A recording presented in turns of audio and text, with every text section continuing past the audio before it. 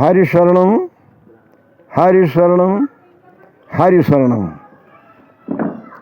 मैं सर्वत्र अंदर और बाहर श्री राम जी को दृष्टिगत करते हुए सभी आत्मा बंधुओं को मेरा प्रणाम है, सत सत नमन है। आज श्रीमद् भागवत महापुराण की कथा सुनाऊंगा और अंतिम उपदेश श्री सुखदेव जी का अंतिम उपदेश, मृत्यु क्या है और जीवन क्या है। एक कहावत है, अगर मरना हो तो भागवत सुनो और जीना है तो मानस सुनो। जीने की क्रिया सीखना है, कैसे जीवन बिताया जाए तो मानस सुनो।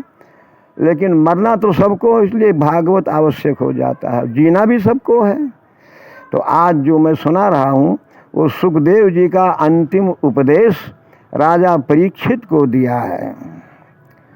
सुखदेव जी ने कहा, राजन, मैंने तुमको निरंतर 7 दिन तक श्रीमद् भागवत महापुराण का अध्ययन कराया है। आपको इस अध्ययन से क्या मिला? कुछ मिला कि कुछ नहीं मिला? परमात्मा कहाँ है जानते हो कि नहीं जानते हो? परमात्मा तो शून्य है। कहा महाराज शून्य क्या, अर्थ क्या होता है? कहा देखो, जब तुम शून्य में आ जाओगे तभी परमात्मा शून्य तुम्हें मिलेगा, और जब तक तुम्हारे पास कुछ है तब तक सब कुछ नहीं मिलेगा। सब कुछ माने परमात्मा, और कुछ माने अहंकार, मेरा कोई अस्तित्व है, मैं मिश्रा हूँ, जमींदार हूँ, खेतिहर हूँ, पंडित हूँ। या जब तक ये है तब तक परमात्मा तुमसे बहुत ही दूर रहेगा। उदाहरण दिया कि जैसे हमें किसी गंतव्य स्थान पर जाना है, मान लीजिए हमको लखनऊ जाना है और लखनऊ भगवान है, तो जब यहाँ से चलूँगा तो मील स्टोन पर लिखा होगा 120 किलोमीटर लखनऊ। आगे बढ़ा तो 100 किलोमीटर। अब भगवान 20 किलोमीटर नज़दीक में आ गए। आगे बढ़ा तो 80, 60, 50, 40, 30, 20, 10, 5। जब तक कुछ है तब तक वो सब कुछ नहीं मिलेगा। और जहाँ लिखा है लखनऊ 0, बस समझो परमात्मा आपको मिल गया। तुम भी 0, वो भी 0, दोनों मिल गए। तो कहा महाराज, तो आपने क्या सुना हमारी बात कि आपकी समझ में क्या आया? कहा महाराज, संसार में लोगों को 4 पदार्थ प्राप्त होते हैं, धर्म, अर्थ, काम और मोक्ष। ये लौकिक हैं, लेकिन मैं पारलौकिक 5 पदार्थ मुझे मिल गया है। पारलौकिक इस लोक के बाहर का वो है। कहा महाराज कौन सा बाहर का है? कहा पहला निर्भयता, मुझे नहीं मरना है, मैं मृत्यु जानता ही नहीं। मैं पूर्ण रूपेण निर्भय हो गया हूँ कि मुझे मरना ही नहीं है। अरे शरीर मरेगा, आत्मा कहाँ से मर सकेगा? तो मैं तो मरूंगा नहीं। तो कहा वाह राजन, मेरी कथा अब तो सार्थक हो रही है। दूसरा पूछा, कहा निसंदेहता, जो मैंने कह दिया है ये बिल्कुल, इसमें कोई शंका नहीं है। एक श्लोक है श्रीमद् भगवद गीता में, अभयम सत्य संशुद्धि ज्ञान योग व्यवस्थिति दानम दमश्च यज्ञश्च तपसार्जवम। अरे महाराज, ये जो ये है अभय दान, सबसे बड़ा दान कहा गया है। लोग कन्यादान को बड़ा दान कहते हैं, लेकिन अभय दान सबसे बड़ा दान है। जैसे कोई हमारे परिवार को कह दे कि आप लोगों को मरना नहीं है, ऐसे रहना है, आनंद करो, पूरे संसार में रहो, तुमको मरना नहीं है, तो हम कितने प्रसन्न हो जाएंगे। ये अभय दान। तो कहा महाराज, पहला फल तो निर्भयता और दूसरा निसंदेहता। कहा महाराज तीसरा फल क्या है? कहा सब में भगवत दर्शन। आपने पहला श्लोक सुनाया था कि दृष्टिम ब्रह्ममयीम कृत्वा पश्येत दृष्टिम ब्रह्ममयीम कृत्वा पश्येत सर्वमयम जगत।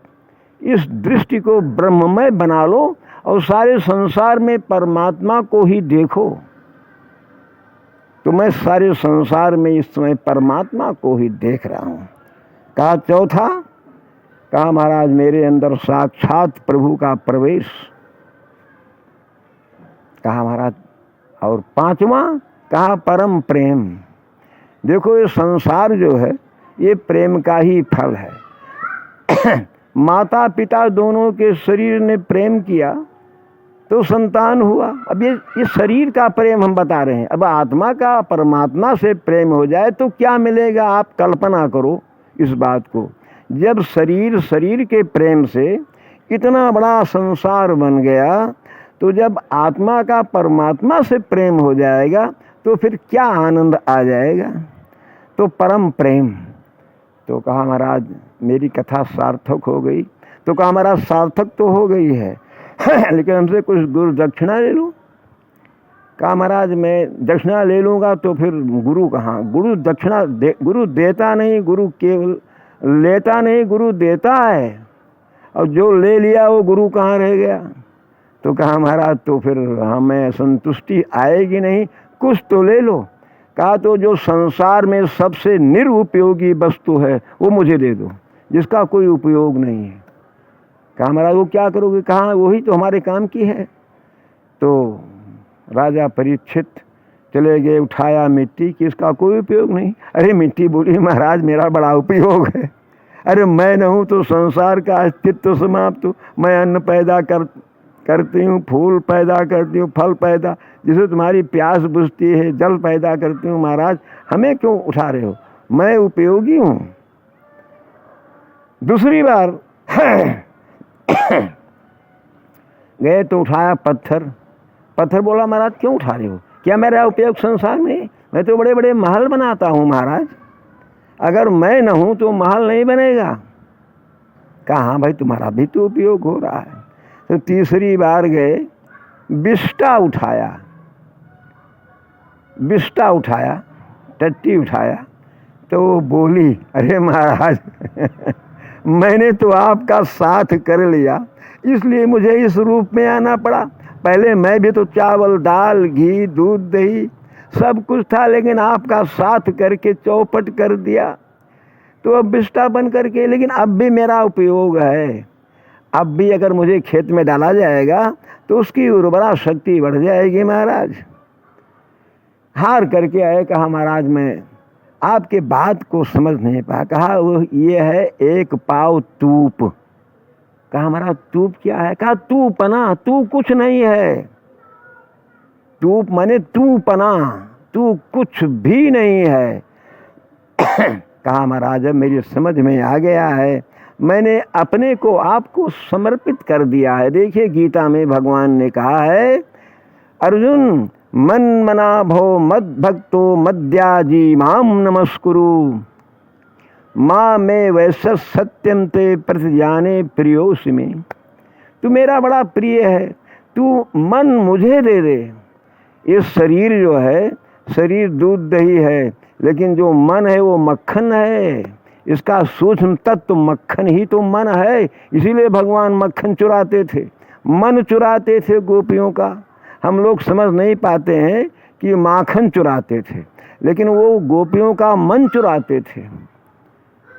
तो कहा महाराज सर्वधर्मान परित्यज्य माम एकम शरणम ब्रज। हे अर्जुन तू सारे धर्मों को, सारे कर्तव्यों को, सारे कर्मों को त्याग करके केवल मुझ सर्वाधार परमात्मा की शरण में आ जा, मैं तुम्हें सारे पापों से मुक्त कर दूंगा। कहा महाराज तो बड़ा सुंदर है। तो कहा मैं अब तुम्हें कोई वरदान देना चाहता हूँ, इसके आगे मैं यहाँ रुकूंगा नहीं, क्योंकि वो सर्प आएगा और तुम्हारे शरीर को काटेगा, तेरा शरीर जल करके भून जाएगा, जल जाएगा, लेकिन तेरी मृत्यु नहीं होगी, तू तो तू है। तो कहा महाराज अब तुम क्या देख रहे हो। राजा बोले, कहा महाराज मैं सर्वत्र कृष्ण को देख रहा हूँ। कहा तेरा शत्रु कहाँ है? कहा महाराज यहाँ से 500 किलोमीटर दूर तक्षक नाग। तो कहा उसमें कौन बैठा है? कहा उसमें भी तो कृष्ण बैठा हुआ है। तो जब तेरे अंदर कृष्ण और तेरे शत्रु के अंदर कृष्ण, तो तेरा शत्रु कौन हुआ? कहा महाराज कोई शत्रु नहीं है।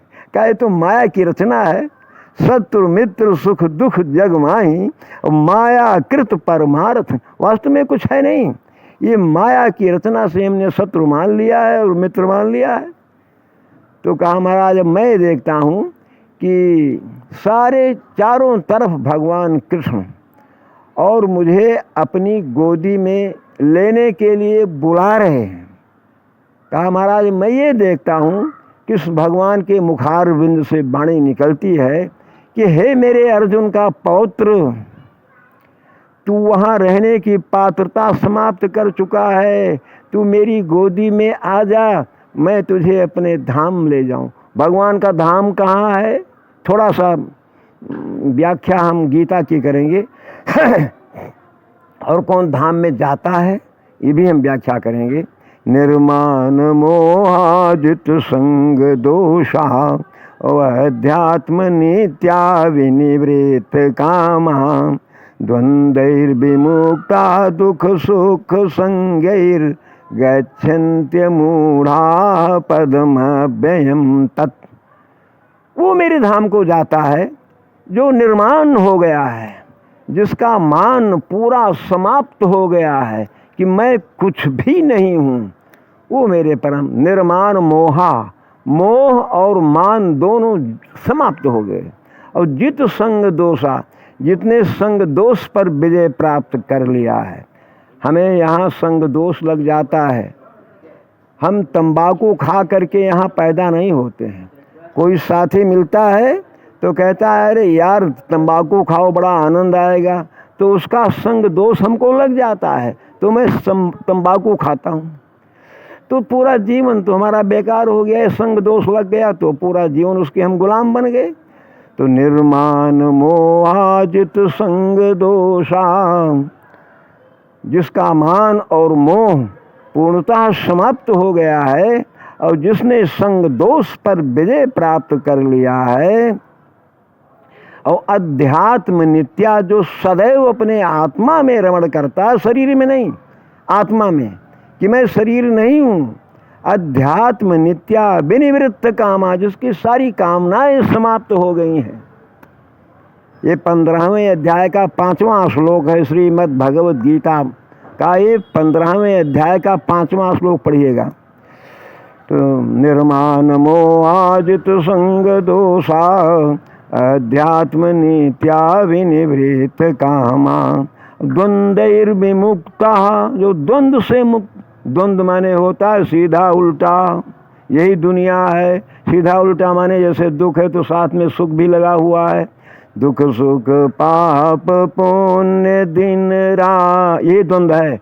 दुख सुख पाप पुण्य दिन राति, साधु असाधु सुजाति कुजाति, दानव देव ऊंच अरु नीचू, अमीय सुजीवन माहुर मीचू, माया ब्रह्म जीव जगदीशा, लक्ष्य अलक्ष्य रंक अवनीशा। सब द्वंद्व है।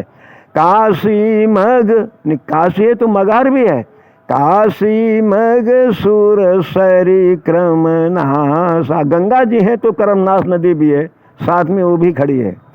तो काशी मग सुर सरी क्रम नासा, मरु मारव मही देव गवा। अगर मरुस्थल है तो मालवा प्रदेश भी है जो सब धन धान्य से संपूर्ण है। और मही देव माने ब्राह्मण है तो गमासा माने कसाई भी संसार में है, साथ में वो भी लगे हुए। इसी को दुनिया दो कहते हैं, दुनिया। और सरग नरक अनुराग विरागा, और निगमागम गुण दोष विभागा। ये सब इसका तुम विभाग कर लो, किसमें दोष है और कौन निर्दोष है, तुम जो दोष को छोड़ दो और जो शुद्ध उसको ले लो। क्यों? जड़ चेतन गुण दोष में विश्व कीन्ह करतार, संत हंस गुण गाहि पै और पैरी हरि बारी विकार। कहा महाराज इस ब्रह्मा ने इस संसार को गुण दोषमय बना दिया है, इसमें गुण भी है और दोष भी है। लेकिन जो संत रूपी हंस हैं, हंस रूपी संत जो हैं, वो बुरे का त्याग करके अच्छे को स्वीकार कर लेते हैं। जैसे जल में कमल होता है, नीचे कीचड़ में, उसका नाम पंकज है। पंक माने कीचड़, जा माने पैदा होना, पंकज। और वो अंदर से टोंट मार करके उसमें से दूध निकाल लेता है हंस, लेकिन कोई कीचड़ उसके मुंह में नहीं जाता है, तो उसको नीर और क्षीर का विवेक होता है। वो ऐसा निकाल लेगा कि उसके अंदर गंदगी नहीं जाए। संत हंस गुण गाहि पै और पैरी हरि बारी विकार। राजन तुम ऐसे है, सारे जितने भी दोष हैं सबका त्याग करके और भरपूर परमात्मा को अपने हृदय में बैठाओ। आज परमात्मा तुम्हें अवश्य मिलेंगे। अब बोलो तुम्हें कुछ आया कि नहीं? कहा महाराज आ गया। कहा क्या आया? श्लोक भागवत का है, अहम ब्रह्म परम धाम। अरे प्रभु मैं ही ब्रह्म हूँ, मैं ही परम धाम हूँ। ब्रह्माहम परमम पदम, मैं ही ब्रह्म और मैं ही परम पद हूँ, मैं ही परम गति, मैं ही परम वैकुंठ, मैं ही सब गोलोक धाम, मैं ही तो हूँ, मुझसे भिन्न कोई दूसरा नहीं है। हम ब्रह्म परम धाम, ब्रह्मा हम परमम पदम। कहा धन्य हो, धन्य हो हमारे शिष्य, आपने हमारे कथा को सार्थक कर दिया। अब मैं तुम्हें बारंबार धन्यवाद दे रहा हूँ। थोड़ा और खिसकाओ हमारे आगे, तुम्हें आशीर्वाद देने जा रहा हूँ। जैसे राजा खिसके और राजा के मस्तक पर अपना वरद हस्त पधारा, तैसे क्या देखा कि कृष्ण भगवान दौड़े हुए आ रहे हैं। एक नहीं लाखों कृष्ण आ रहे हैं। हे बेटा तू मेरी गोदी में आ जा। राजा परीक्षित, तू मेरे शिष्य का पौत्र है, तू वहाँ रहने की पात्रता हो चुका है, मेरी गोदी में आ जा। तब तक एक बिजली आकाश से आई और एक राजा के हृदय से निकली, दोनों टकराए और भगवान ने उनको अपने गोदी में लिया और ले करके गोधाम पहुँच गए। बोले वृंदावन बिहारी लाल की जय।